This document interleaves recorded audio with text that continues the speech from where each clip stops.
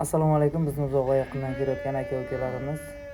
Bugungi video roligimiz Buxoro viloyati Jondor tumani Kirov kolxozidan bo'ladi, ya'ni Mahmud Tarobiy kolxozidan yemlashga tayyor buqalarimizdan, yemlangan buqalardan ko'rsatib boramiz.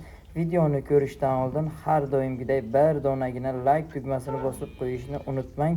Buqalarimiz 1 yoshardan o'tganlari bor, 2 yoshardan o'tgan, 3 yosharga Shivoy vesi 400 kilodan ortiq bo'lgan buqalarimiz. Video davomida sizlarga 5 ta 6 ta buqalarni ko'rsatib o'tamiz. Barchasini ko'rib, ustida kelib gaplashib olishlaringiz mumkin.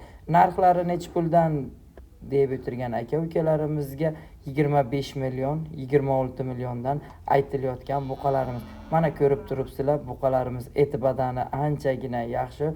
1.25 dan 1.30 santimetrgacha bo'lgan. Orqa tarafidan ham ko'rishlaringiz mumkin. Chor palla bo'lgan buqalarimizdan. Kimga agar shu buqalarimiz manzur kelgan bo'lsa, marhamat, ekranni pastda nomerlarini qoldirib o'tyapmiz. Akalarimizni aloqaga chiqib bemalol savdolashib olib borib, ustida ko'rib olsangizlar ham bo'ladi. Akalarimiz aytayaptilarki, bir joyga hammasini olganga yana savdosi bor dedilar.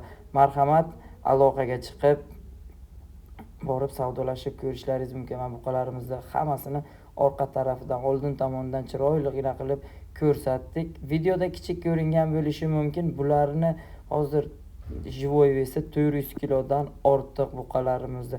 Mana bu keyingi buqamiz, hammasi yemlashga tayyor, ya'ni yemlanib turgan, yeb ichishiga hammasiga javob deyaptilar aka-ukalarimiz.